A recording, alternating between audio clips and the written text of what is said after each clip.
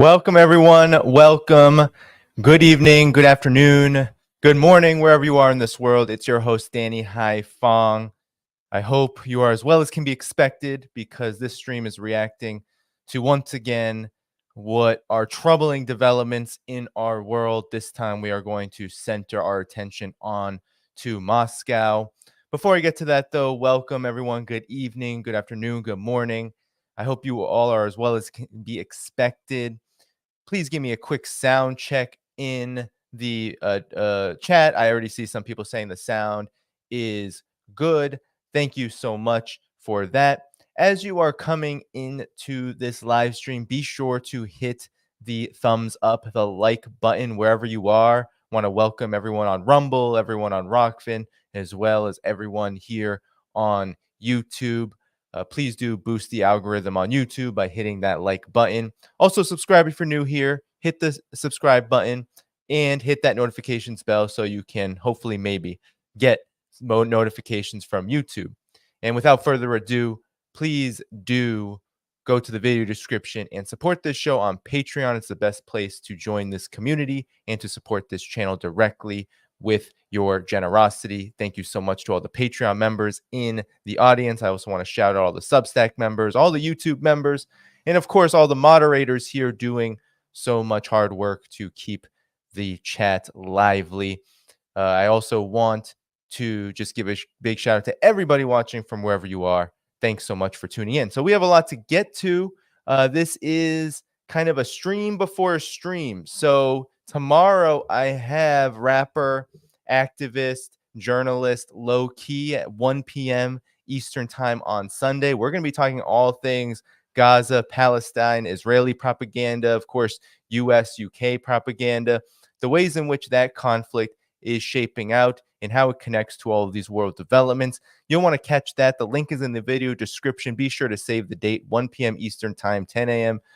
Pacific time, right here on this channel tomorrow, March 24th. I have that link in the video description. I will share it periodically throughout the break. So make sure that you save the date, because Low Key is truly a genius and he has all of what we need to know about what's happening in Gaza right now, what's happening regionally, and of course, how it affects the broader geopolitical developments happening around us. So I am talking today about Crocus, about the horrific, and I'm probably saying that wrong, I get corrected a lot, the Crocus attack in Moscow. If I'm getting it wrong, please do correct me. We're going to talk a lot about that. We're going to get into what has happened. We're going to get into what we can kind of surmise from what has happened, a truly horrific and tragic, not just in the numbers of people that have been killed, upwards, I believe, over 133 now, but also how it was done, the kind of attack this was. And of course, we have to think about when you have four, and I'm going to get into this when we start, but when we have 4 of the 11 who have been apprehended by Russian authorities, found to be fleeing to Ukraine, well, there are a lot of questions to be asked indeed. This comes just a day. So this happened March 22nd, the Crocus attack, just a day after Russia declared a state of war, something it has not admitted to in the past during the special military operation, because it wanted to avoid the term, because it wanted Russia wanted some kind of diplomatic solution to what's happening in Ukraine. Of course, that was thrown out the window long ago, and Russia is, of course, now declaring outright that it's at a state of war and it is ready to fight this one for the long term. So we're going to get right into the stories, all right? We're going to try to make this as quick and short as we can today. I know I sometimes on average and most of the time go a couple hours. Let's see if we can keep this to 90 if possible. But of course, I'm not going to rush it. All right. With that said, please do hit that like button. Please do hit that subscribe button, the notifications bell, and go to the video description to support this work. Thank you so much. All right. So without further ado, let us get started.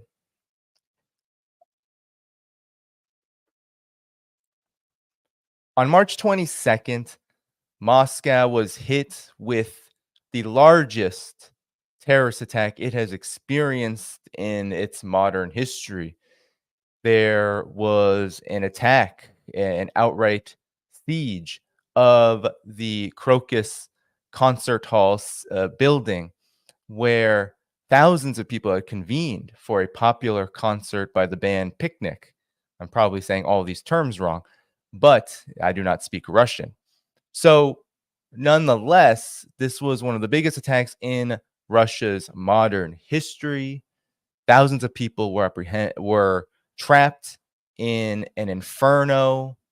There have been 11, I believe it is now, people apprehended for who have been charged and who have been accused of colluding, conducting this attack. And 4 of them were caught fleeing to the Ukrainian border in the Bryansk region. It's a lot of questions, but not yet a lot of answers because Russia is still conducting its investigation, has just started. And so, what we do know, though, and I'll pull up the report, is that this was not just a horrific act of terrorism, not just a deadly one. Here's the RT report, but it is, as it says, 11 people, including 4 directly involved in the massacre, have been detained, says Russia's security service. So not only was this a horrific terrorist attack, but it really was an act of war. And I don't think it is a coincidence that this occurred just a day after Russia declared it was in a state of war. Dmitry Peskov, the spokesperson for the Russian government, saying that, for the administration, saying that outright. So here's the report. It says a large concert venue near Moscow became the scene of a mass shooting last Friday. The massacre left over 100 people dead, including children, and it's one of the worst terrorist attacks in Russia's modern history. According to the latest estimates, at least 133 people were killed and scores injured in the shooting and subsequent fire, sparked by a group of gunmen who stormed the Crocus City Hall, a large music venue just outside of the Russian capital. So there are details still emerging, and there's going to be, but according to the Russia's Federal Security Services, the FSB, it was a carefully planned attack designed to maximize casualties. An investigation is underway, and here's what we know. We know that 11 people, including 4 of them who were directly involved in the deadly shooting, have been detained, the FSB said in a statement on Saturday. According to the security service, the weapons used in the shooting were organized in a cache in advance. Russia's investigative committee also confirmed that 4 suspects who committed the terrorist attack on Crocus City Hall were detained in Bryansk region, not far from the border with Ukraine. According to the authorities, the terrorists plan to flee to Ukraine. So that's a key point we're going to get into very soon. So according to the investigative committee, Saturday afternoon, the death toll has risen to 133 people. So as of this recording, which is March 23rd, we have 133 people dead, 3 children, and many more bodies are going to be discovered under the rubble. Likely, there have been 121 more people wounded and 107 more requiring hospitalization, and there are still emergency services there. Okay, so we had some interrogation. I'm going to play, Putin did address Russia, and I'm going to play some of that, okay? But there was a terrorist suspect apprehended who said in a video that he went on this spree because he was promised 500,000 rubles or 5,400 US dollars. He claimed his handlers had instructed him where the attack should take place. He was ordered to kill people there. It didn't matter who. And he said that it was organized on Telegram with an unknown person who provided weapons. So that's what we know so far. So it's indiscriminate. There's an estimated capacity of 7,500 people in the City Hall building. The Crocus Concert Hall, City Hall building was almost full that night. They originally attacked and murdered the armed guards and stormed the entrance of the venue, blocked it before continuing their rampage inside. So basically just indiscriminate shooting, and then of course burning the place down. Supposedly they were setting fire to the chairs, and then they fled, and 4 of them were detained trying to flee in a car to the Ukrainian border. So there were condolences and condemnations. Okay, you even had the EU and NATO and the United States all come in solidarity, supposedly. We'll get to why that may be fraudulent with this attack. But much, and I'll tell you why later also, why this should be suspect. But meanwhile, so you also had U.S. security alerts warning on March 8th. That's another key point here. On March 8th, you had the United States Embassy in Russia warning U.S. citizens that such an attack or a similar attack, or maybe this attack, was coming. And so at the moment, though, the United States and the handlers of the Biden administration are all saying they didn't know anything about this. All right. So with all that said, so that's what we know so far. Okay. It's not a lot because this is still an ongoing development and things will continue to change as we move along through the investigative process that Russia will be likely thoroughly conducting because it has every interest. And this is why it's ridiculous for Ukraine. And Zelensky did say this. For Ukraine and Zelensky to implicate that this was Russia's fault or Russia did it. There's absolutely nothing that could be benefited by Russia. There's no benefit for Russia to do such a thing. And it just shows how low, and honestly, Maria Zakharova said it herself. She said, the foreign ministry spokesperson, she said, what did she say? Well, she said that they sound a little guilty in Ukraine. They sound like they're the ones who are projecting their own complicity, likely complicity, on to Russia. So just something to think about. Here we have Vladimir Putin. Okay, I'm going to play a couple minutes of his address to the nation, not the entire address to the nation, but here's how Vladimir Putin responded. He said the suspects from the attacks on Russia were captured attempting to flee to Ukraine, and he says all the orchestrators responsible for this attack will pay. So here is what Vladimir Putin had to say. They tried to escape. They were moving towards the border with Ukraine. And we have data that suggests that they were about to be moved towards the territory of Ukraine by those in Ukraine. Our military services, our emergency services, our investigators are working on finding out the orchestrators of this terrorist attack, those who gave them transportation, who gave them weapons, etc. The investigative authorities will do everything to identify all details of this crime, but it's already evident that we face not just a cynically organized terrorist attack, but a mass killing of civilians. These perpetrators, these criminals, went specifically to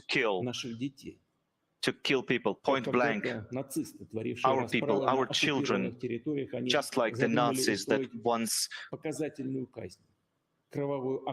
killed our people during the war. They do the same. All the orchestrators, all those who are responsible for this crime will inevitably be found responsible. They will pay. We will identify everyone who stands behind these terrorists, and they will pay. This is a strike against Russia.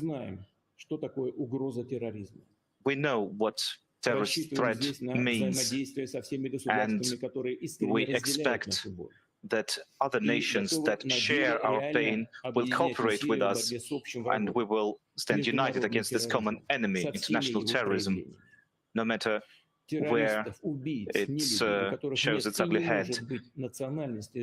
These terrorists have no nationality, and there's only one future for them: retribution and oblivion. So there's Vladimir Putin promising oblivion for those who are responsible and emphasizing this point that they were headed, the perpetrators of this attack, or at least those that have been captured related to this attack, were fleeing to Ukraine. And I say this over and over again because now you have an attempt by the Western mainstream media to denigrate. First, we're going to look at what friend of the show, Scott Ritter, had to say about this, to denigrate this accusation, to denigrate this assertion that Ukraine is likely involved. And that's very suspect given the fact that we already have proof that they were in the Bryansk region. Where is that? That is moving toward the Ukrainian border. You just don't cross borders, especially at this time, without connections in that country. So to say there's no involvement is absolutely ridiculous at this point. But before I get to how the Western mainstream media reacted to try to deny this and put it on ISIS of all forces, now we have ISIS back in the forefront, I believe, as a distractor. Here we have friend of the show, Scott Ritter. This is what he had to say to Sputnik. It's a very good, I'm going to actually fast forward it. It's a very good analysis, and we're going to play a bit of it here. We're going to hear what he had to say, the evidence that he has found, and that we will back up directly after this. I'm going to back it up because he's not just talking here. There is literal evidence of CIA, Ukrainian involvement in these kind of attacks, which means that there is a smoking gun, and we should, even if we can't say they did it exactly, that they should be subject to the investigation. That's what the world should be calling for, really. But here's what Scott Ritter had to say. Let's talk about that aspect, that the attackers were fleeing towards Ukraine. You know, there has been some talk here in the United States. The U.S. government has indicated that the Islamic State has claimed responsibility for this attack, and the U.S. government gives credence to those claims. But you know, at the end of the day, people of violence always tends to navigate towards their true north. And what I mean by that is, let's take a special forces team operating behind enemy lines. If they're compromised, they try to go home. They try to escape and evade towards friendly lines. ISIS has loyalty to their perverted version of religion, God. Their true north is to become martyrs, to navigate home to heaven. But that's not what these terrorists did. Their true north was Ukraine, and they were navigating towards Ukraine. And that's all we need to know about this. This was an attack that was linked to the ongoing conflict in Ukraine. Who is behind this attack, who the masterminds are, the Russian security services will find out. But whoever they are, they reside in Ukraine. Let's parse this out just a little bit more. The CIA has been working with Ukrainian intelligence since 2014 to carry out espionage, to carry out acts of violence against Russia. And since 2022, when the Russians initiated the special military operation, the CIA has been working with Ukrainian intelligence to double down on these acts of espionage and violence. We know that the CIA is behind the recruitment, training, and direction of various anti-Putin Russian extremist groups that are operating under the umbrella of the Ukrainian intelligence services. These forces are carrying out active attacks against Russia as we speak in the area of Belgorod and Kursk. Let me make it clear. The CIA is behind the invasion of Russia by CIA-backed and funded Russian nationalist groups working for Ukrainian intelligence. So for those who would say, well, the CIA would never be behind an act of terrorism in Moscow, why not? The CIA right now is behind an active invasion of Russia. The CIA is behind the targeting of strategic Russian sites, oil depots, refineries throughout Russia. The CIA is behind this, actively assisting the Ukrainians in targeting these facilities. If the CIA is willing to blow up an oil depot or refinery hundreds of kilometers inside Russia, Why wouldn't they be behind a terrorist attack at the Crocus City Hall? The CIA has for decades now been seeking to undermine Russian democracy, to pervert Russian democracy by buying Russian opposition figures, not to further the interest of the Russian nation, but to undermine the presidency of Vladimir Putin. The CIA was involved in such operations leading up to this very election that just transpired earlier this month. So why wouldn't the CIA be behind a terrorist attack in Moscow? We know that the CIA is actively working with nations on the periphery of Russia, in the Caucasus, in Central Asia, to generate anti-Russian sentiment. We know that the CIA openly brags about seeking to recruit people amongst these populations, these disaffected populations, for the singular purpose of undermining Russia, of sowing chaos in Russia, of bringing down Vladimir Putin. Why wouldn't the CIA be behind a terrorist attack in Moscow? I mean, these are all great questions, and apologies for the volume. I'll try to turn that up on the clip when it comes out. I was not able to increase it during the video. But what Scott is saying here is very important, talking about all the ways in which the CIA is actually involved in this larger campaign of containment against Russia, to the point where we have to ask, what was their involvement? What was Ukraine's involvement, given that they were escaping? A good number of these perpetrators were escaping to Ukraine. And I just want to pull up, we don't have to go too far, because the mainstream media has now admitted this. Here's Business Insider.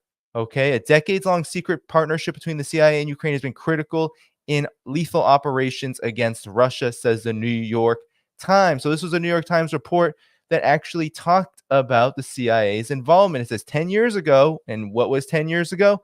That was just after the coup in Ukraine, but we know the CIA was also involved in that as well in 2014. It says the CIA cautiously partnered with Ukraine to help gather intelligence on Russia.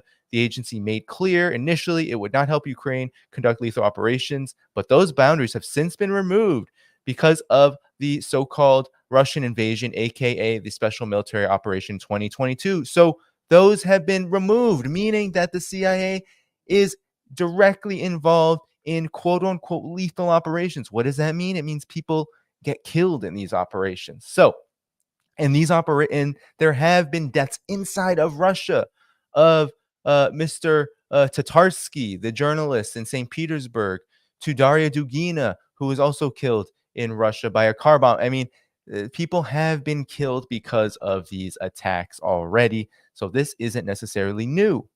So it says Ukraine has relied on a decade-long secret partnership with the CIA to gather critical intelligence and more recently carry out lethal operations during the war, says the New York Times. The partnership, which can be traced back to February 2014, has provided Ukraine with intelligence gathering training, communications equipment, and in the past 8 years, a network of spy bases built along the Russian border. A CIA spokesperson did not immediately respond for the comment on the report. The partnership began during a crisis for Ukraine when the country's pro-Russian president, as they say, Viktor Yanukovych, had just been ousted and Russia would soon take in Crimea. According to the Times report, the Ukraine Security Service head Valentin Navalchenko first sought the assistance of the CIA and Britain's MI6 to rebuild the country's intelligence agency on February 24, 2014, exactly 8 years before Russia's so-called invasion or special military operation in Ukraine.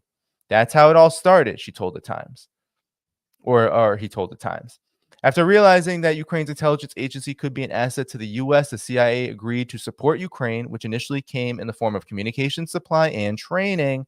But the spy agency also had misgivings about the partnership, partly because it did not want to cross a boundary that would provoke Russia. The CIA made clear it would not help Ukraine carry out operations against its adversary that were lethal. We made a distinction between intelligence collection operations and things that go boom. And those boundaries have since been abandoned, according to the report, since Russia's special military operation in Ukraine, with the Biden administration greenlighting the CIA to provide intelligence critical to Ukraine's lethal operations against Russia. Are they pulling triggers? They say no, said a senior U.S. official on the CIA's role. But are they helping with the targeting? Absolutely. So now, of course, you can quibble. We can quibble with the language. Are they doing it, or are they simply assisting others in doing it? This is what the CIA has always been about. I mean, the CIA has this long history. The dirty wars in Central America, Nicaragua, Guatemala, El Salvador. It has a long history in Syria, arming rebel groups, some of them who are fighting Pentagon armed rebel groups, as reports noted in 2016. I believe that was the Washington Post. So the CIA has a long history, and I can't simply name all of the interventions because we would be here for a long time. The Central Intelligence Agency has armed, funded, sponsored coups and insurgencies, dozens upon dozens, more than 50 in the last 50 years. So who's to say that the Central Intelligence Agency isn't involved? And it would be absolutely ridiculous to claim that Ukraine is not involved in this. So all of this is going to come to a head. We are going to find out exactly who was involved, exactly how this attack transpired. But make no mistake about it. This terrorist attack is not just simply a terrorist attack. It's not simply just a human tragedy of epic proportions, because it is. It's much more than that. It is the biggest attack on Russian soil in modern history. An attack that was meant to kill in large number, in mass, Russians. And we already know that the United States and NATO have a broader agenda to rain chaos on to Russia, to destabilize it, to weaken it, and ultimately to destroy it. And that necessarily means war. And that is something that the United States and NATO have, of course, especially in the last few months, have not been shy about revealing. If the words of the just babble brook mouth, mealy mouthed Emmanuel Macron have anything of importance to say, or anything of importance and relevance to all of this. And of course, we know that the German Air Force has been found to be implicated in planning, not just giving Taurus missiles to Ukraine, but planning to help them use them on Russian territory. So this has gotten really serious. This comes just a week or so after Russian intelligence was saying that France indeed was preparing thousands of troops for a potential invasion of Russia. NATO has been taking it there. The Central Intelligence Agency is no stranger to war and destabilization, and Ukrainian forces have been conducting acts of terror on Russian soil throughout this special military operation. I mentioned the Dario Dugina death. I mentioned the Joshua, I believe his name was Joshua Tatarsky, his murder, and Dugina's murder. But, there are even, just more examples than this than can be named here. This is a serious problem. This is not just an act of terrorism. This is an act of war that likely implicates the Central Intelligence Agency and Ukraine. And we're going to find out a lot more as the days and weeks transpire through this investigation. So there will be more to come.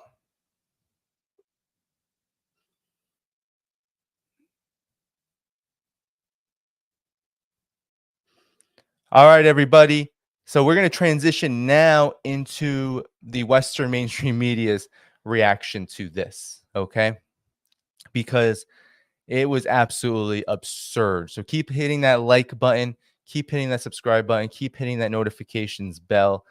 Keep going to the video description and supporting this work on Patreon, Substack, YouTube, PayPal, Buy Me a Coffee, and the like. I'm also putting the low-key stream for tomorrow, okay, Tomorrow, I am going to have low-key rapper, activists, and journalists, Iraqi, British journalist, activist, and rapper on the show to talk about Israel, Gaza. We'll get into all of that. So I put that link in the video description, yes, and also now in the chat. So please do save the date, 1 p.m. Eastern Time tomorrow, March 23rd.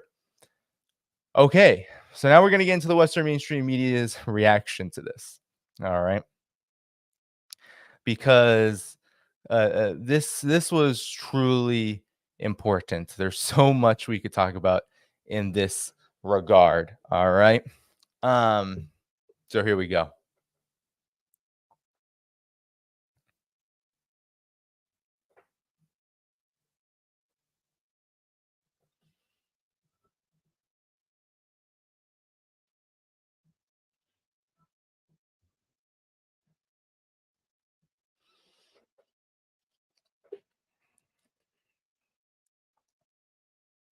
The reaction of the Western mainstream media, of NATO, stands media, of the collective West, of the United States' mainstream media, was very curious when it comes to the attack that occurred in Moscow on March 22nd.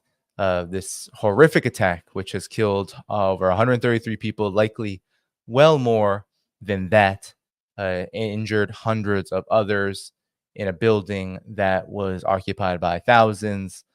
This attack was the biggest terrorist attack in Russia's modern history, and is one that, while immediately garnering condolences from across the so-called adversaries to Russia, from the EU, from NATO, from Washington itself. Meanwhile, you had the stenographers of war in the mainstream media singing a different tune.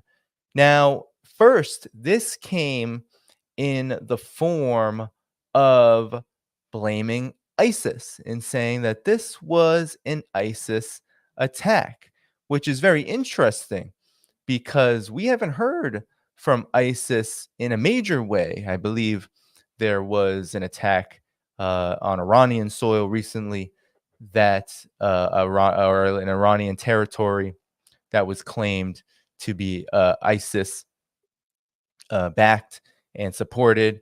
But ISIS hasn't gotten as much attention as of late, but yet ISIS was the subject of many of the initial reports, and even still, there is an attempt to paint ISIS as those who are responsible, claiming responsibility.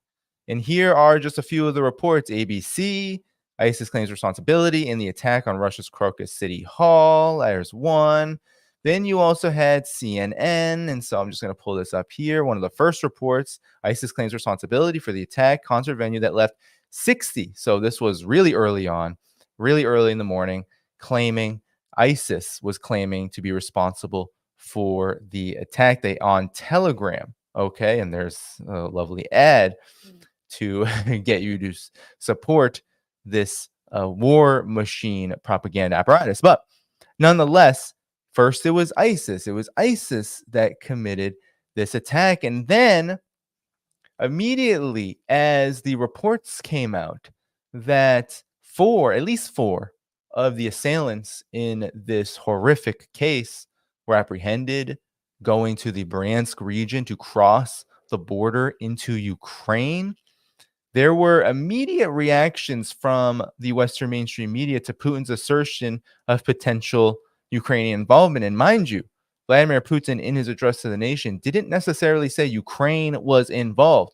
What he said was that the assailants were moving into Ukraine. And many commentators and analysts have intimated and made assertions to the fact that this most likely means Ukraine had knowledge, that there were Ukrainian intelligence with knowledge of this, that it's impossible for these forces who had conducted such a highly organized and well-funded operation could simply be just crossing the Ukrainian border on their own just because. And I also want to bring up the fact, before I get into the Western mainstream media reports, if we are just to take distance out of Russia into the equation, if we were just to take the fact that to drive to the border, let's say to Kharkov,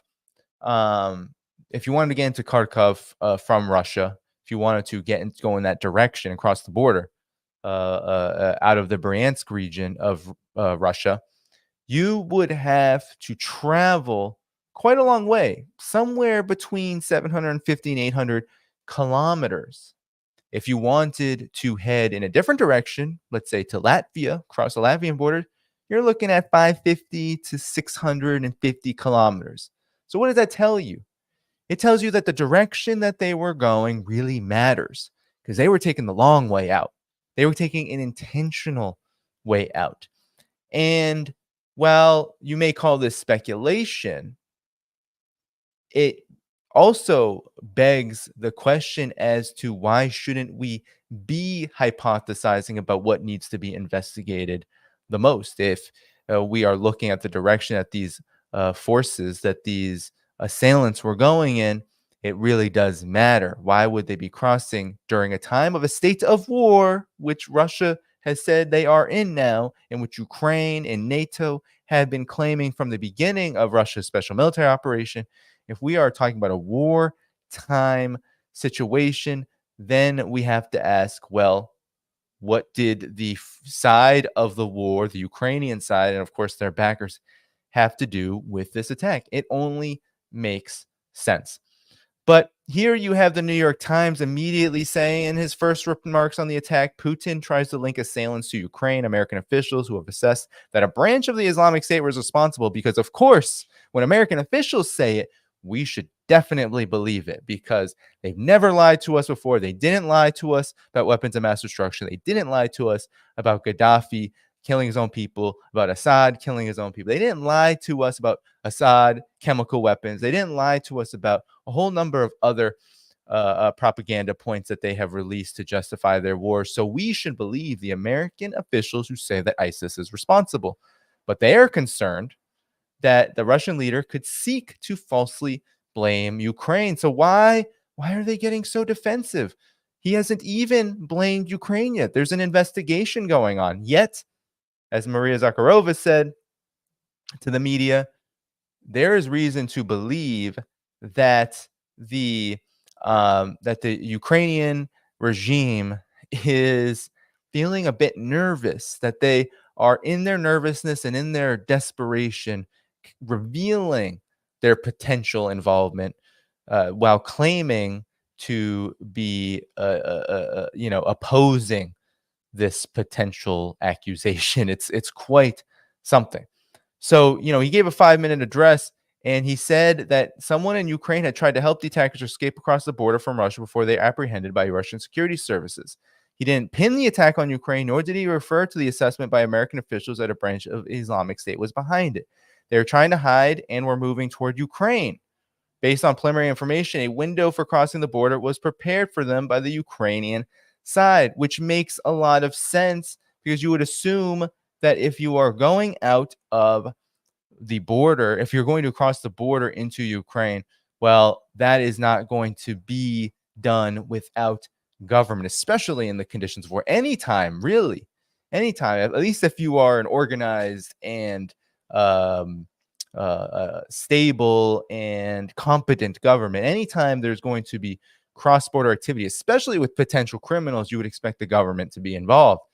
Well, according to Vladimir Putin and what they know so far, that was happening, but they don't know to what extent. They don't know what involvement was actually had, whether this was some fringe operation or whether it was really a Ukrainian operation with the help of the United States. They don't know yet. But nonetheless, there was a lot of paranoia about that.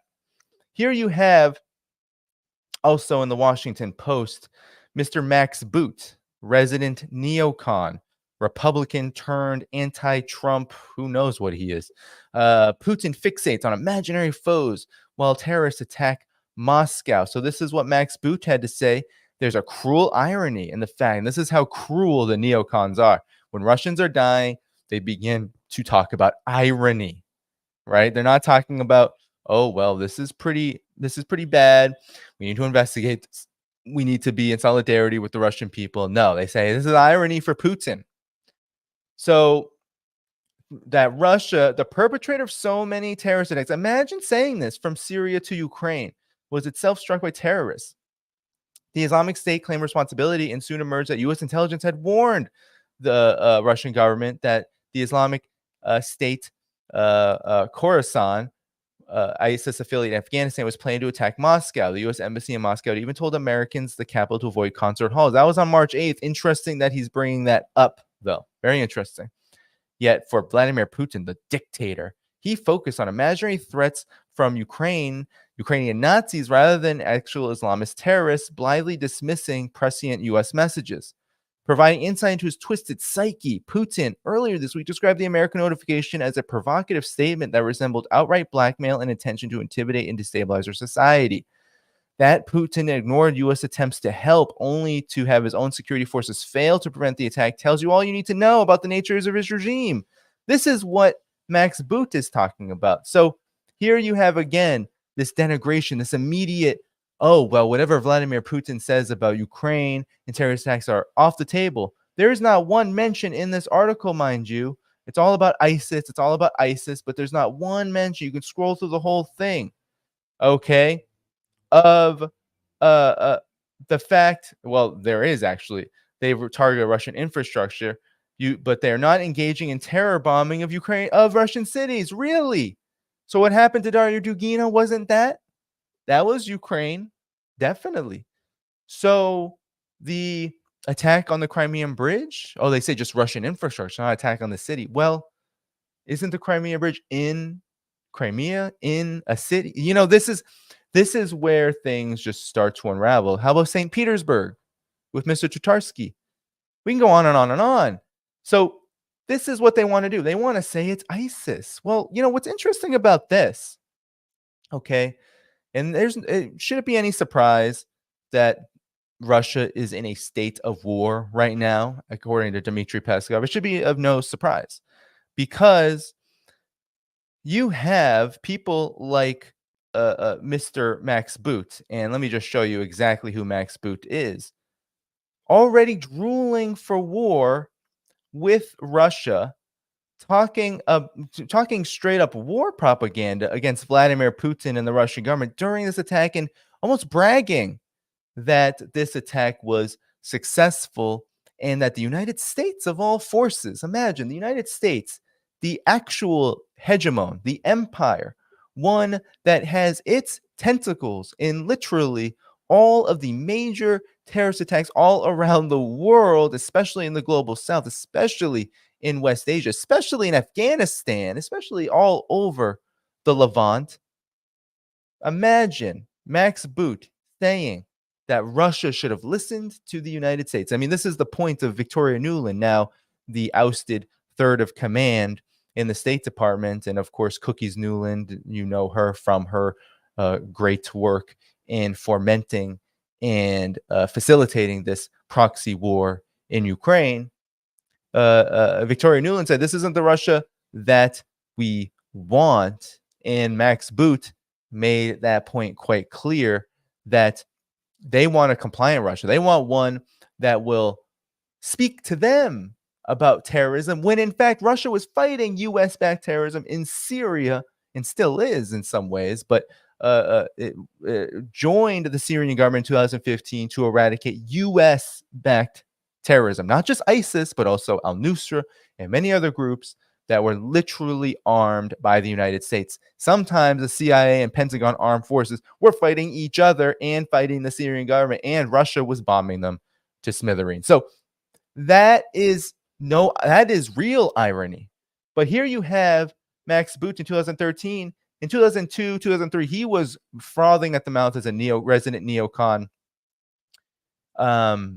drooling for war for the U.S. to invade Iraq. And then in 2013, just 10 years later, he was not repenting about the millions of people who have suffered, the 500,000 children who were killed by U.S. sanctions, over the course of U.S. involvement in Iraq, and of course, the million people who were killed in Iraq by the U.S. occupation and invasion. No remorse. The 10th anniversary at the start of the Iraq War. You can't even read this full article. That's why I pulled this up, because they took it down. The publication that released it originally took it down. And I'm not even going to show you. You can't read the full article. I'll actually show you here. Here you go. On commentary, it's gone. So let me go back and just show you that this is what he had to say just quickly. I would not have backed the invasion if I know what we know now, that Saddam Hussein did not have weapons of mass destruction. There were, to be sure, secondary reasons to act. Oh, this is rich. In particular, a desire to implant a democracy in the Middle East. But while I'm a firm believer in democracy promotion, I don't believe that its spread justifies exposing our soldiers to danger unless there's overriding threat to our security. In the case of Iraq, it was almost universally believed prior to the invasion that such a threat existed. Not just the CIA, but Mossad, MI6, and all the other allied intelligence agencies we should all be listening to. Sarcasm should be noted there. And agreed that Saddam's had WMDs. Heck, even his own generals believed that Saddam outbluffed himself. So again, blaming Saddam Hussein, which is absolutely ridiculous. But no need to repent, he says, because you know what? Mistakes are made. I made a mistake, but nothing, even in that first. If you are talking about a war that killed over 1 million people, displaced many more, destroyed the region, right, had regional consequences, literally caused the formation of ISIS, you would think that there would be some repenting, but no. Actually, now he's bragging about terrorist attacks on Russian soil. So, Max Boot has this just absolutely disgraceful reputation, nonetheless. And then, we need to talk about this blaming ISIS theory because we have to remember that ISIS cannot be viewed in a vacuum, right? ISIS is not just some group that just came out of nowhere and now we need to be scared of them, right? This is how the Western mainstream media has talked about ISIS from the very beginning. But we now know, even the mainstream media, the Western mainstream media, the Guardian of all places, have admitted that ISIS is not just some a fringe, powerfully fringe group that commits attacks on foreign soil against the West. That the truth about it is that the United States fueled its rise. And I'm going to show you in a couple of ways how. First through this article and then through the DIA, the Defense Intelligence Agency, leaked memo that showed the United States and its so-called allies in the region, in order to overthrow the Syrian government, had definite plans to back forces that would eventually become ISIS to overthrow that government, the government of Bashar al-Assad. So here we go. The sectarian group of terror won't be defeated by Western states that incubated it in the first place. The war on terror, that campaign without end launched 14 years ago by George Bush, is tying itself ever more grotesque contortions. So anyway, let's just skip all that because we need to talk about. Here we go. We need to talk about this. For the past year, so this is in 2015, U.S., British, and other Western forces have been back in Iraq, supposedly for the cause of destroying the hyper-sectarian terror group Islamic State. This was after ISIS overran huge chunks of Iraqi and Syrian territory and proclaimed a self-styled Islamic caliphate. The campaign isn't going well. Last month, so this is in 2015, it's not going well. The Nusra Front is making gains, was making gains at the time. Luckily, the Syrian government and the Russian government both largely took care of those forces. Now they're all huddled into Idlib and still receiving some support, but not nearly as powerful. So some Iraqis complained that the U.S. sat on its hand while this was all going on. The Americans insisted they were trying to avoid civilian casualties and claimed recent successes. Privately, officials say they don't want to be seen hammering Sunni strongholds in a sectarian war and upsetting their Sunni allies in the Gulf. But how we got here has been revealing now that we know that in 2012, there's a declassified secret U.S. intelligence report which predicts and effectively welcomes the prospect of a Salafist principality in eastern Syria and al-Qaeda-controlled Islamic State in Iraq and Syria. In stark contrast to Western claims at the time, the Defense Intelligence Agency document identifies al-Qaeda in Iraq, which became ISIS, and fellow Salafists as the major forces driving the insurgency in Syria, and states that Western countries, Gulf states, and Turkey were supporting the opposition's effort to take control of eastern Syria. Raising the possibility of establishing a declared or undeclared Salafist principality, the Pentagon report goes on. This is exactly what the supporting powers in the opposition want in order to isolate the Syrian regime, which is considered the strategic depth of Shia expansion. Okay, so this is, this is a smoking gun. Now we know. Okay, now we know from a direct source this was happening. All right, so what else do we need to know? It's like, this is what happened 2 years later. This is what happened. There were these forces that emerged. These forces were fighting in Syria, and they say, it doesn't mean that the US created ISIS, but at the same time, okay, we know the US has a long history of this. And I'm just going to pull up the report now. Okay, this is the Defense Intelligence Agency document. So when they claim it's ISIS, whenever the United States claims ISIS did this, ISIS did that. So here it is, Department of Defense information report not finally evaluated by intelligence. So here's a general situation. They talk about the Muslim Brotherhood, al-Qaeda in Iraq, major forces driving the insurgency in Syria.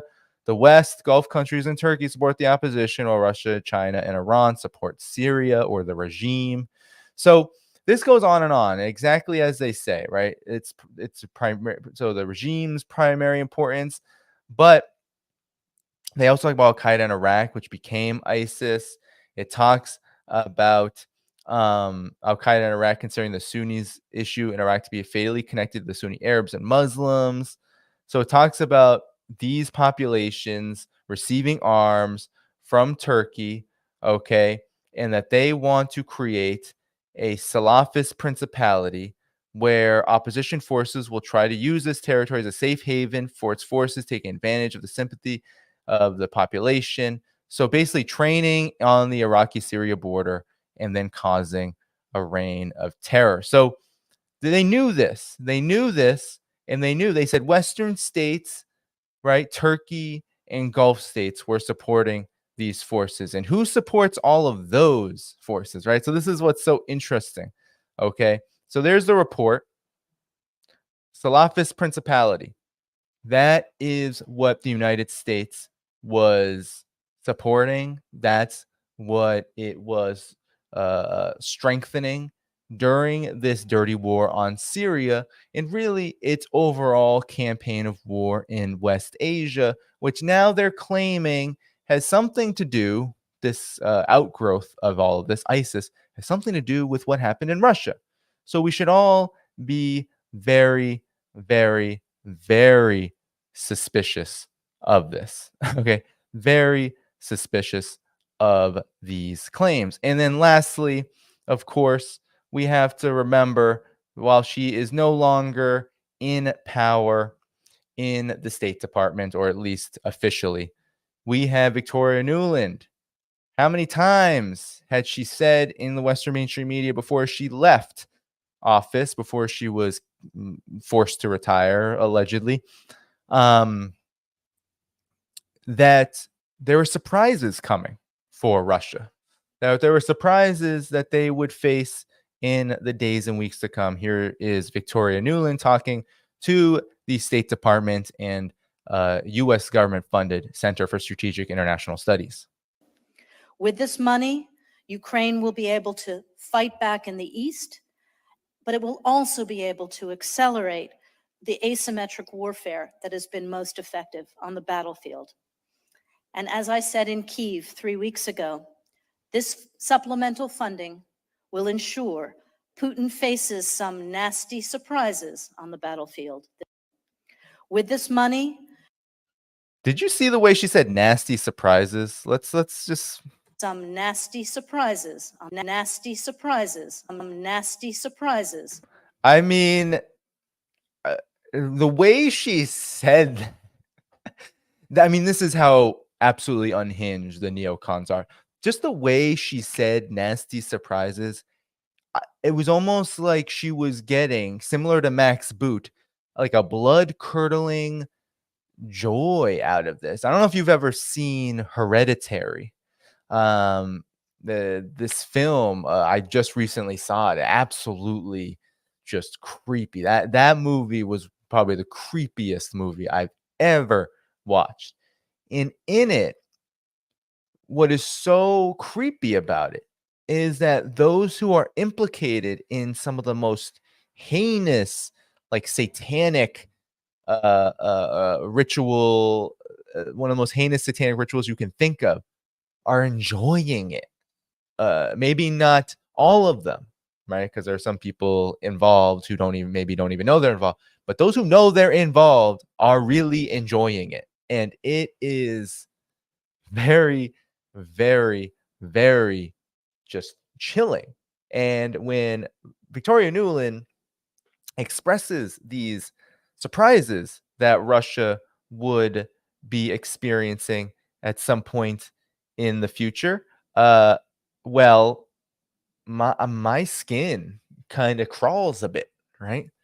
So, there you have it. You have the United States implicated in the rise of ISIS, and not just implicated in the sense of, because a lot of the major analyses you'll hear about the rise of these like huge armed insurgencies, these terrorist groups, are that, the United States bombed over there, caused havoc, and that's why people picked up arms. No, that is part of it.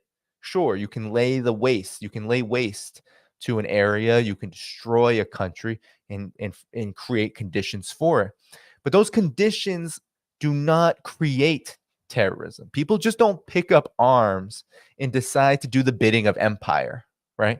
A lot of history shows, whether we're talking about Palestine, this has been the case in Palestine before even the 1948 Nakba. You had Palestinians taking up arms to fight off the encroaching Zionist occupation. All across the Arab world, you had armed movements to liberate countries and nations and from colonialism. You had an armed wing of the African National Congress in South Africa, which overthrew apartheid.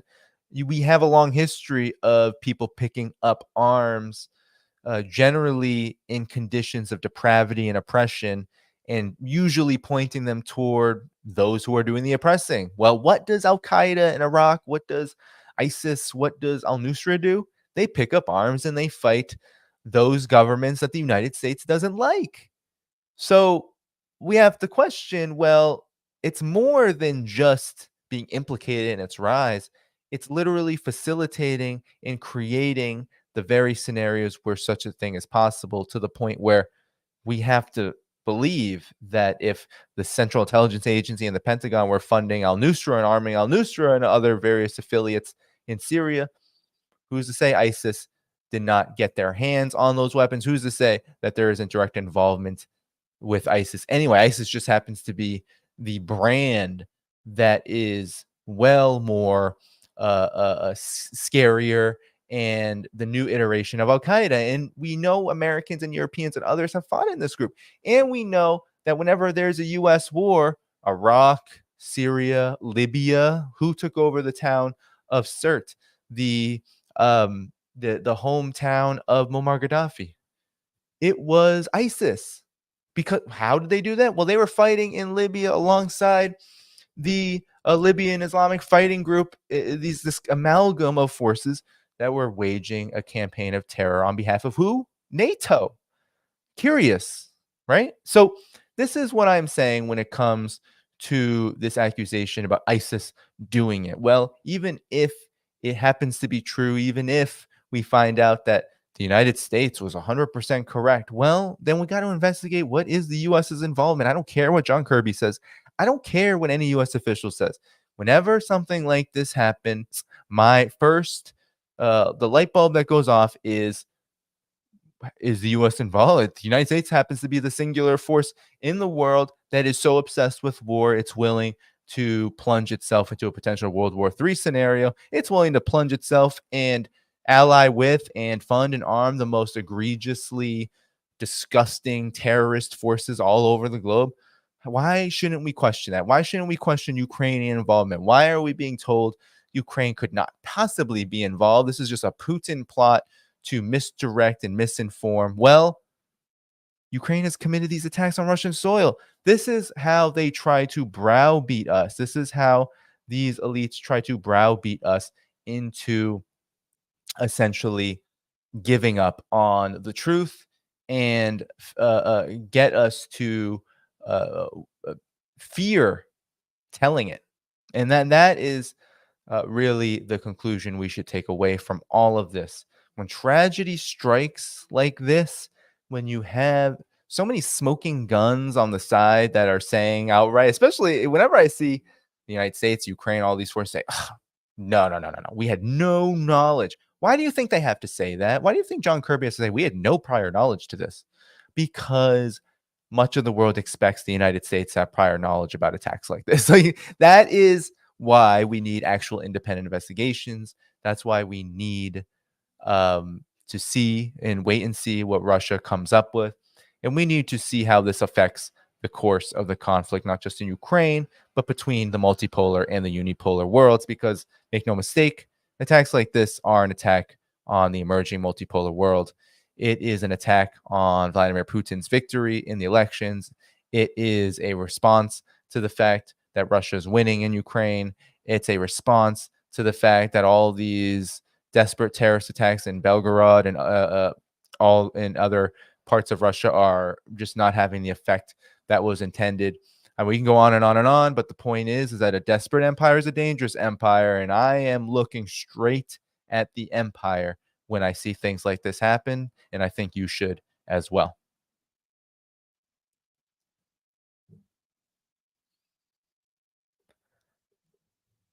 All right, everybody, let's do one more story and then get ready to head out of here. I just want to put in the chat and then also direct you to my video description, because tomorrow I'm actually going to be on in no less than 15 hours, 1 p.m. Eastern time, March 24th, with rapper, activist, and journalist Low-Key, based in Britain, based in the UK. We're going to go, he's a genius. We're going to go over, I mean, his music is incredible as well. We're going to go over all things Israel, Gaza. We're going to talk about the propaganda campaign that's unraveling, the Candace Owens, Ben Shapiro debacle. He can get underneath. He's going to get underneath exactly who are sponsoring these forces. He knows, he has such a wide breadth of knowledge about this kind of thing. We'll, of course, get into the conflict itself, what's happening in Gaza. Why is Israel so interested in invading a hospital that it already has invaded, Al-Shifa? We'll get into all of that. We'll also get into some history. It should be a very fun conversation, one that I very much look forward to. So be sure that. And then after that, I mean, I have many guests coming up. The Duran is coming on the 28th of this month. And then April 2nd, friend of the show, Scott Ritter, who we featured on this program quite often. Scott Ritter will be back April 2nd. Okay. So we have a lot coming up. It's an exciting time indeed. Also, though, a tragic time, because that's what this tragedy in Moscow really represents. At these times of exciting times, the fall of the empire comes with so many just unfortunate consequences. So stick around. We got one more story I am going to pull up the sources for. So give me a minute. Keep hitting that like button while you are here, of course. Keep hitting that subscribe button if you have not yet. And be sure to hit the notifications bell as well. And go to the video description, not just for the Low-Key stream, which should be at the top of that video description. And you should save the date, hit the bell to be notified about that. You should also, if you can, please consider supporting me on Patreon, on Substack, on PayPal, on Buy Me a Coffee, wherever you can. Patreon is a great place, though, because you get a free PDF copy of my book up there on American exceptionalism, and you get the ability to, you get first dibs. And all people can suggest guests, ask me questions, but Patreon members do get first dibs on that benefit and priority for that benefit. So please do consider subscribing on Patreon and then supporting in any way you can. All right, let's do one more story. All right, let's do one more. It'll be a relatively quick one because I just haven't covered this. It's not unrelated to the developments we are talking about today. I'm just checking now on the sources. Okay. All right, here we go.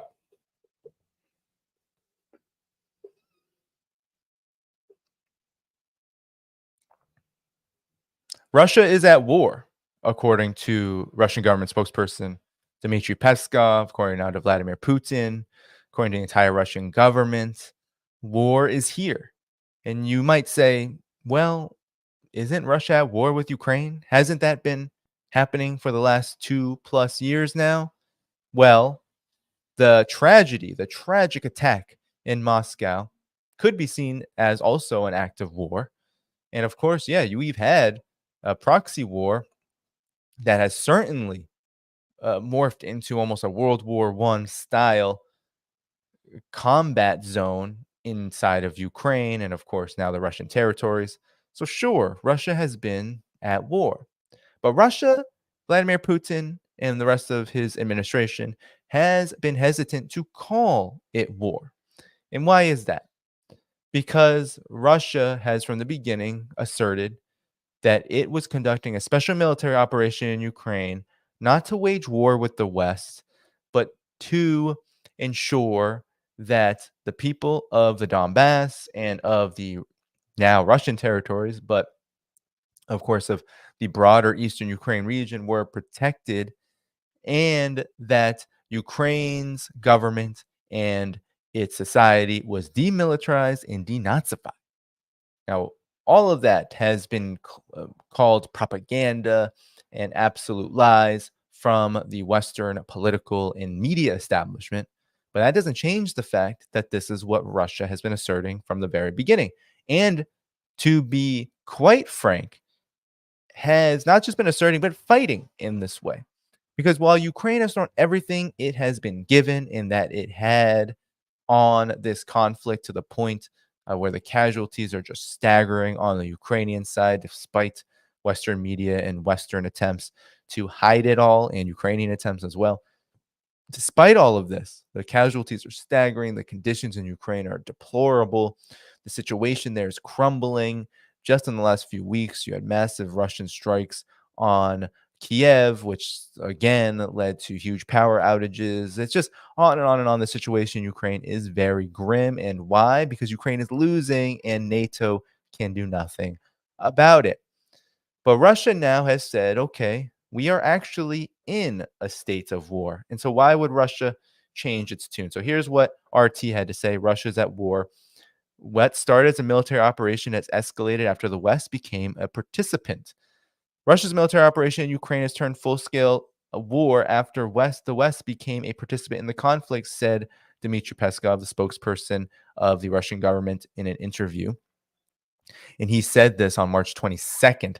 So what's interesting about this is that right after he said this, Moscow was burning, the concert hall was burning, and hundreds of people were being killed and injured, likely from an attack that it's probably very safe to say was at least in part Ukrainian made, and by extension US and NATO made. So Moscow will continue to pursue its goal of ensuring that the Ukrainian military cannot pose a threat to Russian citizens or territory, knowing that the country now has 4 federal subjects which must be protected and fully liberated from Kiev's forces.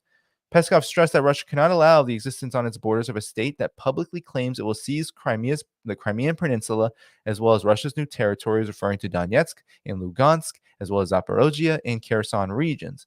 We are at war, Peskov stated, explaining that while the conflict began as a special military operation, as soon as the collective West became a participant in this on the side of Ukraine, it, for us, became a war. In a phone conversation with journalists later in the day, he explained that despite the conflict de facto turning into a war, legally it remains classified in Russia as a special military operation, and nothing has changed in that regard. So this is coming too. We have to understand where there have been 13,000 foreign fighters that have taken part from the US, from Georgia, Canada, UK, Romania, Germany, France, Poland, and almost half of those have been eliminated.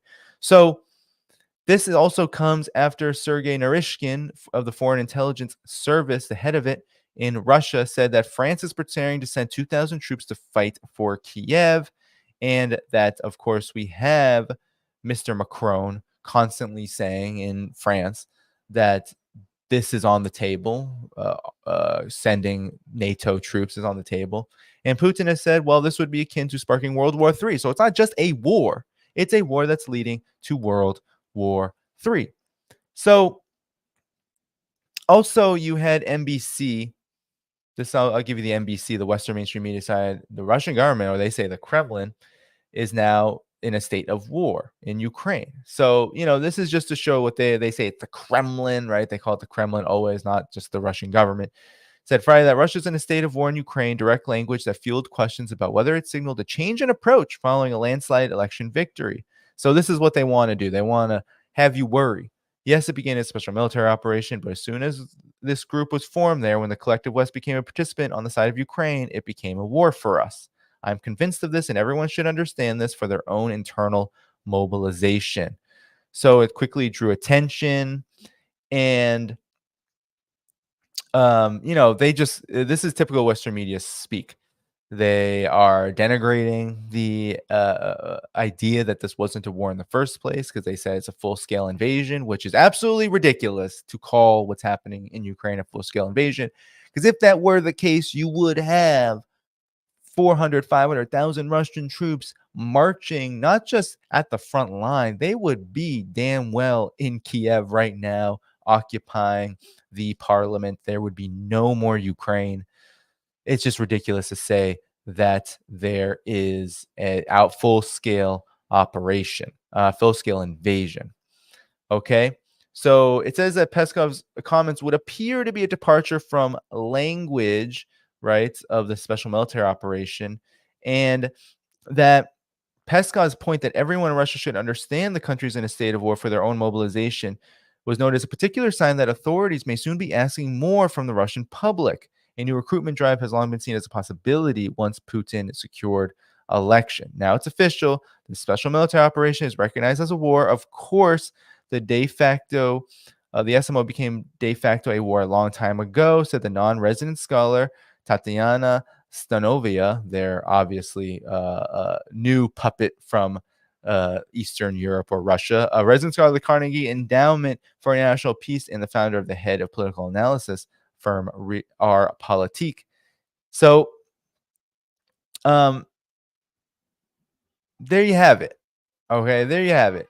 You have a state of war. And it's a war. It's a war. And we only have to look at Moon of Alabama. It's a great source. If we look at Moon of Alabama's report directly after this declaration, you should all follow moonofalabama.org. They do great reporting. They say Russia is at war. So this was on March 22nd, this commentary. And really, Moon of Alabama gives the whole background of this. It says, due to a flurry of Western support for Ukraine now escalating to ground troops insertions, Russia has had to move its special military operation into Ukraine to the bigger scope of a full-fledged war. Over the last month, Ukrainian military intelligence Directorate GUR and its civilian service SBU have attempted to disturb recent presidential election in Russia. They did this by, so here you have election meddling by Ukraine, sending forces with U.S.-made equipment, Bradleys, to attack border villages in Belgorod, which we covered here, where they literally were being attacked, and the Washington Post was interviewing people there. And what did the Washington Post find? That the people there, the Russians in Belgorod, said, we're going to vote for Putin harder. This is how disgraceful the empire has become. And so they also launched missiles from the Czech Vampire. They said multiple launch rocket systems toward Belgorod. And they also launched somewhat successful drone strike against Russian oil refineries. So there's a record turnout. President Putin, he won by, I think he had 87% of the vote. His legitimacy is a geopolitical reality. Okay. And with the election out of the way, okay, with the election out of the way, Russia was free to hit back. And so, they hit back with 9 hits on these vampire systems, right? So these NATO provided systems. Belgorod was defeated. It was obliterated, the incursion there. And this is what National Security Advisor, who had visited Kiev, U.S. National Security Advisor Jake Sullivan, what he had to say. He said that Ukraine will win if it comes out of the war as a sovereign, democratic, and free country. At the same time, he did not mention restoring Ukraine's territorial integrity. It is believed that Sullivan delivered a warning to Kiev. So here you have some of the conditions, right, that the Financial Times was reporting, that they are urging Ukraine to halt the attacks on Russia's energy infrastructure. So there's the warning, because they don't want to see prices of oil go up during the election season. This is all about Biden's election season, this pullback, this attempt to address the war fatigue, as well as the economic cost of the sanctions and all of this, by trying to divert away from Ukraine's just unhinged attacks on Russia. The Ukrainian government denied and confirmed the Financial Times report of a warning. Said the deputy prime minister actually confirmed the Financial Times, saying that we understand the calls for American partners, but Ukraine responded to such calls by achieving its goals in very successful operations on the territory of the Russian Federation. Basically saying, we're going to keep doing it anyway. And it was already too late. So then you have missile attacks from Kiev. So he's showing you, or Moon of Alabama is showing you, that there is an active war happening, that Ukraine is literally attacking Russian territory, and Russia is striking back nonetheless. So large-scale attacks in Kiev, internet access being lost. I could go on and on and on. So I just want to show you that, because what it demonstrates is that when Russia says it's at war, it is truly at war. It is saying that now the gloves are off, that there will be more and more large-scale attacks on Kiev, on Ukraine, that the push after Avdiivka will be all across the front line, and nothing is safe. Ukraine's so-called gains made in whatever you want to say, September 2022, the so-called counteroffensive of 2023, regardless of what you're talking about, all of that is about to go poof, because Russia is now not making an offensive like Big Arrow, but it is pushing forward along the front and using as much of its I can't say all, but as much of its advantages on all spheres of this war to take back whatever Ukraine was able to gain. The special military operation is now a war. The United States is very concerned about that, because it does not want to see Kiev fall. Jake Sullivan is saying that a victory is Ukraine remaining essentially in existence. That's not much of a victory, because prior to February 2022, Ukraine existed. Ukraine, of course, was in year number 10 or year number 8, I should say, of a coup government. The situation in Ukraine had deteriorated. You had far-right groups, neo-Nazi groups arising and emerging. It wasn't the best situation for Ukraine, but certainly it existed, and certainly it was replete with U.S. and NATO intelligence and military support that led to this ultimate conflict, which sparked off in February of 2022. So the point here is that when Russia says it's at a state of war, you should trust that this is true, and that this isn't just some kind of rhetoric shift because of what NBC News wants to say, which is, well, they're going to change their approach. Well, they now have more of an appetite. Well, look, Putin got a kind of rubber stamp from the population, or what they would call fraudulent elections.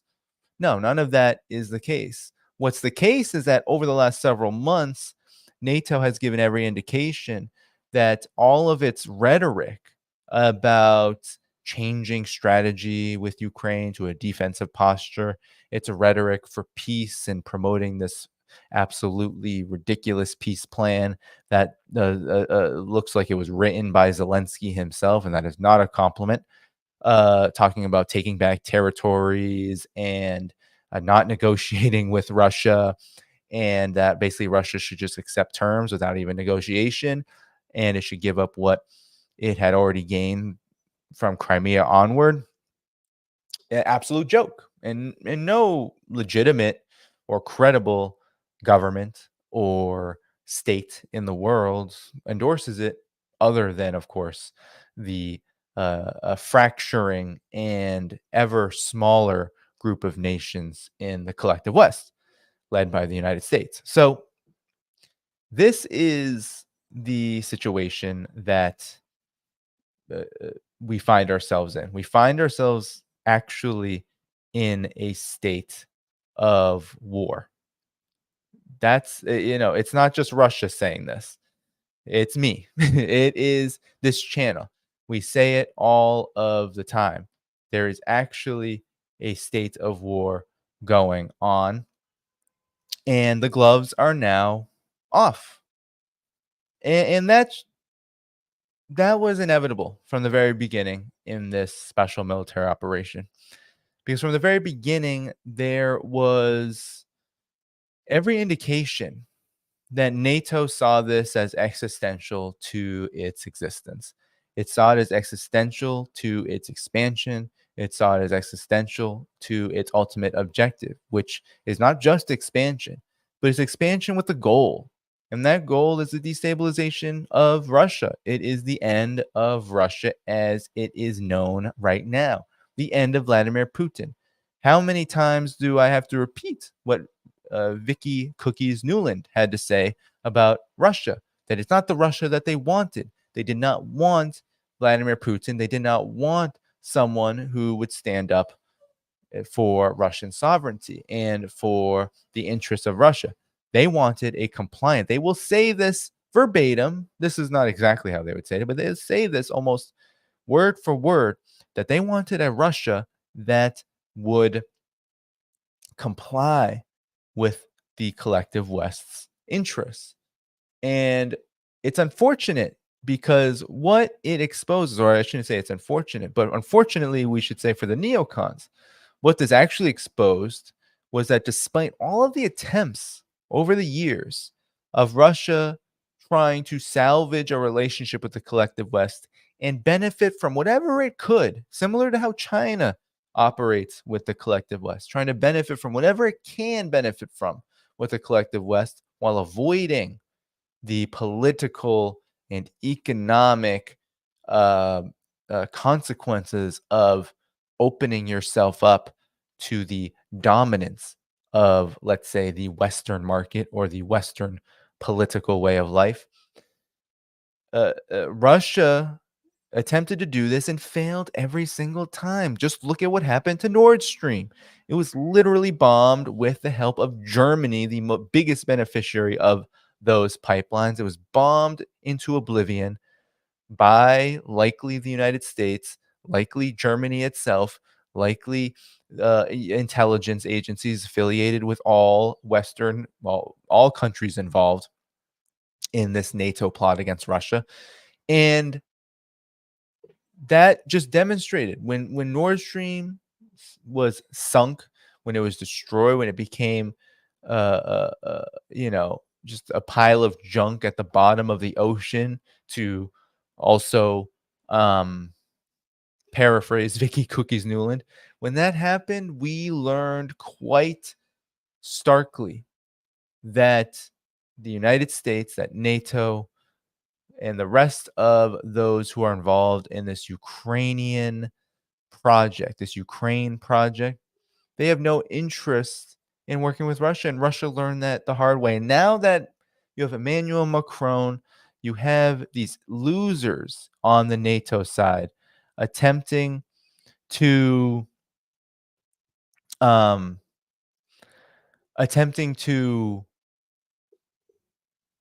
threaten Russia with troops. I mean, how many times has Emmanuel Macron said, yeah, we're going to send troops to Ukraine to fight Russia. It's on the table. He's had to repeat it over and over again. Why? Because the media keeps on asking him, hey, why are you saying this? Why say this now? What is the utility?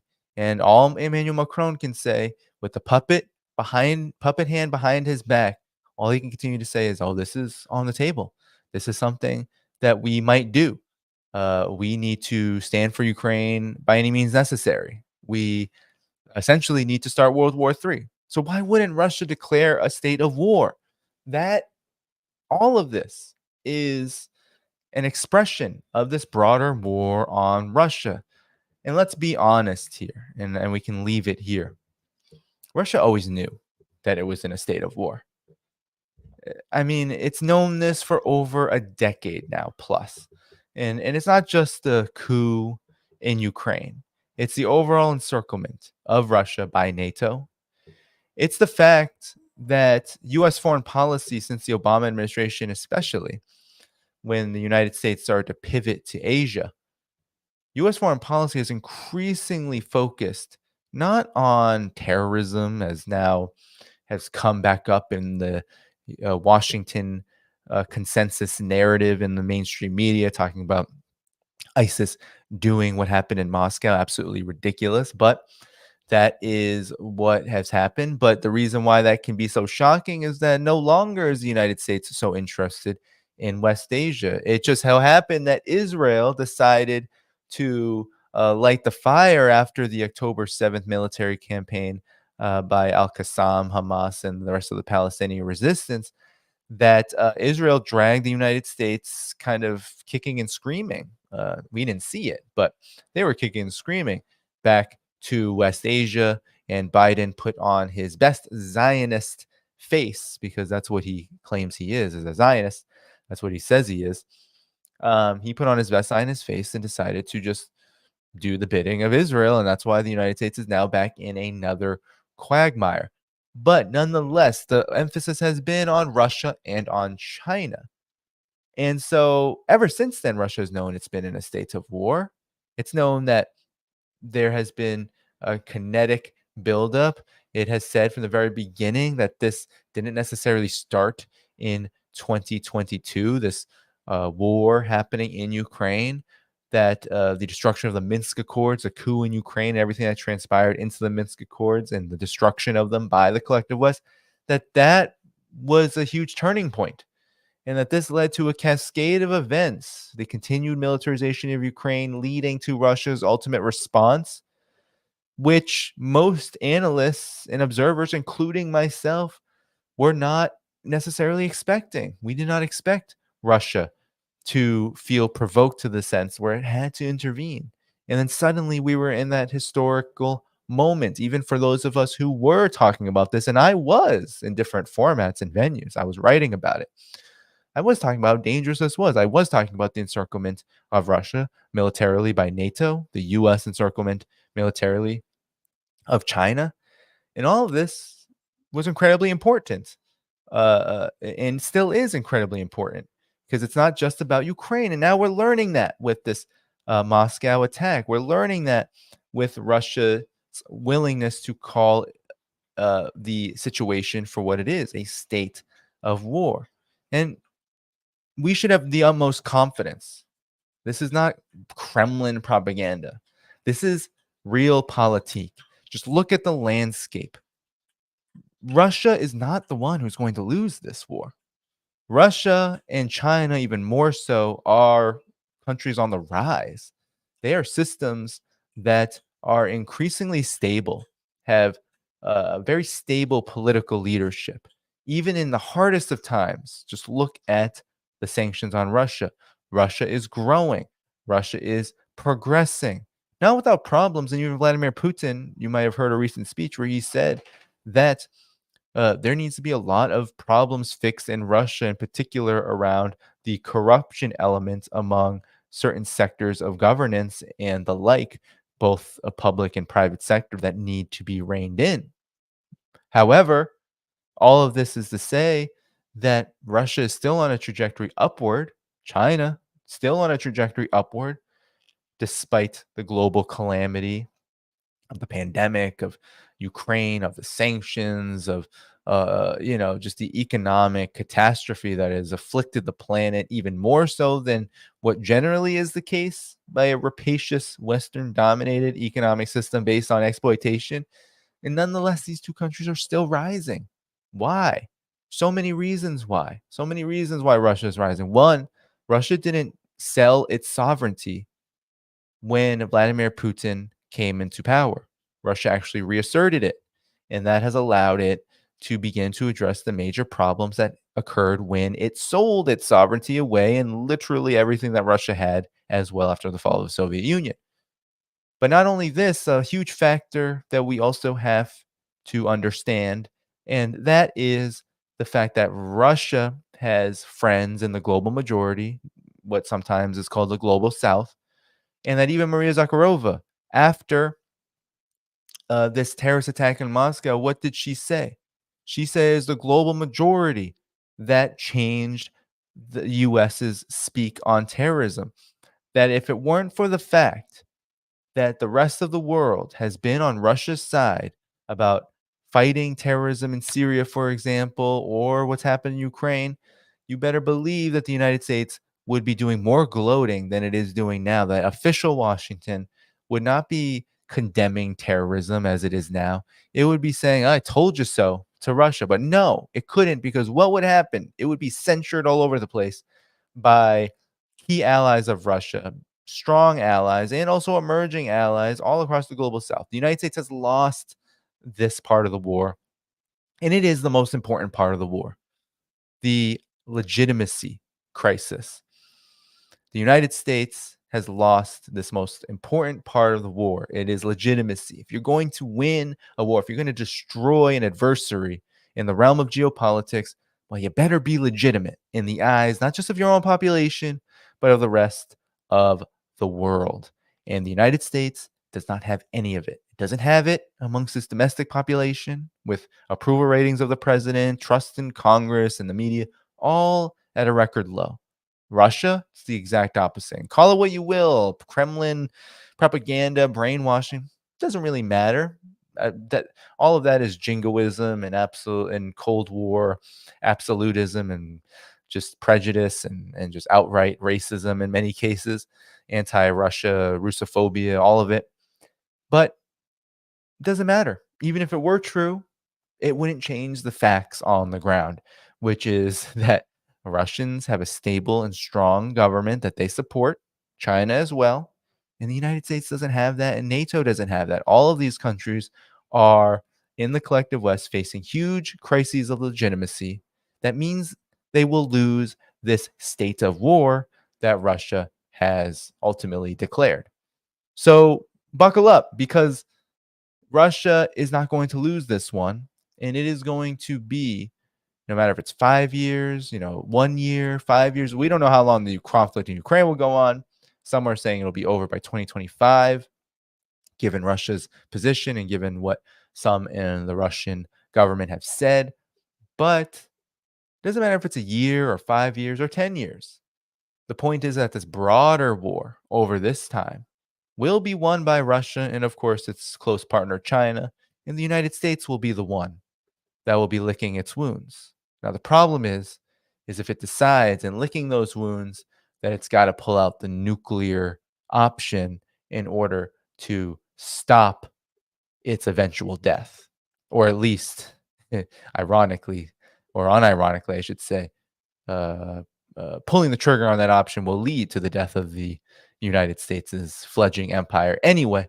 But when you're cornered, when you have nothing left, well, usually when you have no other options, empires, what do? They jump into their death. And that's what we are likely to see in the coming days, weeks, months, and years. That this declaration of a state of war by Russia is one that will be won by Russia and lost by the empire.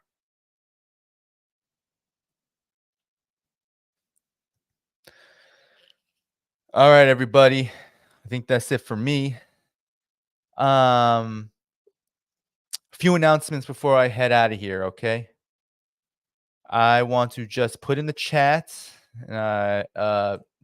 Tomorrow I have rapper Low Key coming on, and here I will pull it up also on my page. It's live on the page now. So here it is. We'll talk about Crocus a little bit. We'll talk about Gaza, of course, mainly. And we're going to talk about kind of unfurling and destroying these lies. There he is, Low Key. He'll be joining me 1 p.m. Eastern, March 24th. So not too long from now, about 15 hours from now. So please do save it so you can see here, notify me. Click that. Everyone who's here now, go there and click that. You can also just leave it open in your tabs, and that will, I think, what causes you to wait. But notify. So hit that notify me if you don't want to just keep the tab open, and then YouTube will hopefully dutifully notify you. So there you have it. There is the live stream. I don't know why is that zoomed in. Oh well, it's in the video description, but here it is also in the chat again. All right. So there's one announcement. The other is you should go to the video description and check out all the ways you can also support this channel. Best is Patreon, of course. There are many other options. You can become a great YouTube member here. You can become a Substack subscriber. All of these, except for YouTube, Substack, Patreon, all these have annual options as well. And a one-time supporter on PayPal is also good. And buy me a coffee. I want to say hello to everyone on Rumble. Thanks so much for joining. Definitely join me on Rumble. Just search Danny Dhaiphong on Rumble and you'll find me there. Hello to everyone on Rockfin. Thanks so much for joining me there. Search my name on Rockfin if you prefer that platform. And then I just want to say, lastly, for announcements, as I said earlier in the program, after Low Key tomorrow, 1 p.m. Eastern, March 24th, I will be probably off until March 28th, where I'll have the Duran on for another live stream. We'll be talking about maybe there'll be more information about this attack in Crocus. Maybe more will have happened since then. And, we'll definitely react to that and much more. And then after that, let's see, what are the dates here? So we have the 28th. And then after that, April 2nd, I have Scott Ritter, friend of the show, here again. I have many other things coming up. I have a trip to China coming up in mid-April. So there'll be a break in live streams, likely from like April, I don't know, the second week of April to the last week of April. I'll be back on the 24th, leaving the 14th, I believe. So I'll be gone to China. I'll definitely make some videos with my very modest vlogging setup, my phone, and some equipment that I bring with my phone. So I'll definitely be going there, talking to people. I'll definitely get some interviews up with people on the delegation. You'll be sure to get good stuff from me, and that in that regard. But that's about it. Let me just give shout outs to everyone who is here from Patreon. Appreciate it. Thank you so much for being a Patreon member. Shout outs, of course, to everyone who's been able to contribute in some way as a member, whether it's on Patreon, Substack, YouTube. So thank you to all of you. I'll shout definitely some of you out in the chat if I see you. Thank you to all the moderators, of course, for all of your hard work. I'm actually going to go into this stream now. We have Notary S, we have Valley S. Please don't spam the chat, says Valley. Yes, do not do that. Notary says bring back Burletic. Working on it. Working on it. I'll just say that. That's something that hopefully will happen again in the future. But there's been a bit of a break there. Yes. So Maxwell is here as a member. I saw Notary S as a moderator, Valley as a member and moderator, Ware Pilgrim also member and moderator. Hello, Ware. Let's see if anyone else. Joe WWS is here. Thank you so much, Joe, for all of your support in so many ways. Desert Mantis, of course. Thanks so much. If I haven't said your name already, and then it's not letting me scroll anymore. So thank you so much for all of that. And then now let's get to the super chats, okay? Do you think, so this is from Emblemed Fate. All right. Do you think the U.S. will increase tariffs in Niger? So this is what's funny, or what I haven't been able to cover here. It's not funny, but I haven't been able to cover this, but it is important. The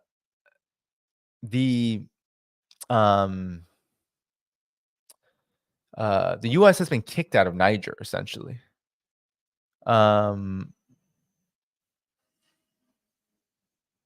So that's awesome. Yeah, the United States has basically been told by the government of Niger that it needs to go. And the thing about the government, this happening, it comes after, a huge struggle in Niger with France, and it looks like the huge drone base, the multi-million-dollar drone base, the major military installation of the United States in Africa, is also going to have to close. So terror in Niger, maybe, but they're going to lose a lot of the infrastructure possible to make it happen. But of course, I'm no expert on how Niger protects itself from external threats. So perhaps, I mean, it's not like Nigeria on the border it's not like there's a great situation. So we'll have to see. I don't know, but it wouldn't be surprising to see the United States lash out at this government, which it definitely has now asserted itself in a big way. Okay. Here is Tamev. Danny, you consider live stream with German journalist, analyst Thomas Roper living in St. Petersburg. He has a good view on happening in Europe right now. No, I have not. I do not know Thomas Roper. I'll look him up though. So thank you so much for that. Okay, I'll look him up. Thank you so much also for the generous super chat, as well as you, Embleman, if I didn't say that already. Lakiva says, Lords of Usuri, Special Intelligence, Mossad CIA, MI5. Thank you so much, Lakiva. Again, Lakiva says, Americans protest our name being associated with military protection for Usuri across God's green earth. Okay. Thank you, Annie Taylor. New to channel. Thanks for reporting. Thanks so much, Annie, for coming. We have Make It Last Media. This is crazy. This was 944, so not sure what you're referring to, but certainly a lot of this is crazy. Valley, thank you so much. Jeff Monje, thank you so much. Make It Last Media again, thank you so much. And then we have Thomas Lawson as a new member. Welcome, Thomas, to the community. All right, everybody. I just want to get on and react to this development, okay? It was a beautiful stream, a huge one at that. Lastly, last call, okay? Last call. Loki is coming on the channel tomorrow on the show. It's gonna be a great one. We're gonna get into some things. It's gonna be a sophisticated conversation. I hope you're not surprised about that when it comes to Loki. That he can really get into it. He is a genius by any stretch of the imagination. And so, we're going to be talking about everything from his investigation on Ben Shapiro in lieu of the Candace Owens firing. We're going to get into what's happening in northern Gaza. Israel is still beleaguered there and battled. It's been unable to suppress the Palestinian resistance, yet it is also just wantonly murdering en masse civilians in a hospital that it had long already raided. So the brutality continues. We're also going to talk about this history. I've been really frustrated by this lack of historical analysis going on in conversations about what's happening in Gaza. You even had, and I'll have to ask Loki this, in Lex Friedman's debate that he had with Moeen Rubani and, if I'm saying his name right, I hope, Norman Finkelstein, Destiny on the other side, or how should I say his name? Mr. Morelli, Mr. Botticelli, whatever his name is. Destiny on the other side. I listened to this debate, and who I thought was just absolutely horrific as well, but he was just outmatched by Destiny. Benny Morris, just an absolute joke. I mean, listening to Benny Morris was, to me, worse. His destiny is just a joke. I mean, not a serious person. But Benny Morris, this guy has written books. A lot of people have referenced Benny Morris. I have not read Benny Morris. I mean, I've read people who've read Benny Morris, but from what I understand of Benny Morris, he's well respected, but he did not look like a respect. Even if I disagreed with him on his points, I just, there was just no respect for what he was saying. So nonetheless, there was this interesting 1948 debate to October 7th. And I want to, low-key is so smart, and I'm doing some reading on the prehistory of before 1948, the Nakba, and of course everything that's happened in between just gets lost. And so we're going to get into that. We'll get into the ceasefire veto supposedly by Russia and China. What's the truth about that? We got a lot of good stuff coming that I prepared for all of you. We'll also react to this. There was an Israeli politician in October 2023 who said Russia will pay for its support of so-called Nazis, which they said are Hamas, of course. And they said this on RT in October 2023, and it's resurfacing because, wherever terrorist attacks happen, people usually say, okay, U.S., or at least people who are thinking, say, oh, U.S., and then they'll start getting into Mossad and whatnot. So we'll talk about Crocus, its relationship. We'll talk about Yemen, the resistance, Axis resistance, and all of that. All right. So good stuff coming up tomorrow. So be sure 1 p.m. Eastern time. Save the date. There it is in the video description, as well as now in the chat again. Before you leave here, of course, hit the like button. It's a great way to support this channel. Hit the subscribe button. Great way to support this channel. Hit the notifications bell. Great way to support this channel. Come to my stream tomorrow. Do the same thing. 1 p.m. Eastern time with Loki. Great way to support this channel. And the best part about it, it's all free. It's all free. It supports the growth of this channel. Of course, though, if you do have the means and you do have the ability, please do support me on Patreon for annual membership. You get a lot of great access to a community as well as to myself and as part of that community. Become a YouTube member, become a Substack member, similar benefits, just not as expansive. And then, be sure to do a one-time donation if that does not interest you, PayPal or buy me a coffee. With that said, everybody, it's been great being with you tonight. Thank you so much for joining this stream. And Perceived Reality, thanks so much. Support Danny, independent journalist with journalistic integrity, heroes of our time. Thank you so much for that compliment to Perceived Reality. Thank you so much, Desert Mantis. Appreciate it. Great chat. I heard it was crazy. It was a lot, but thank you so much for moderating and for all the other moderators too. All right. Good night, everybody. I will see you all again in like 14 hours. All right. So save the date. I'll see you then.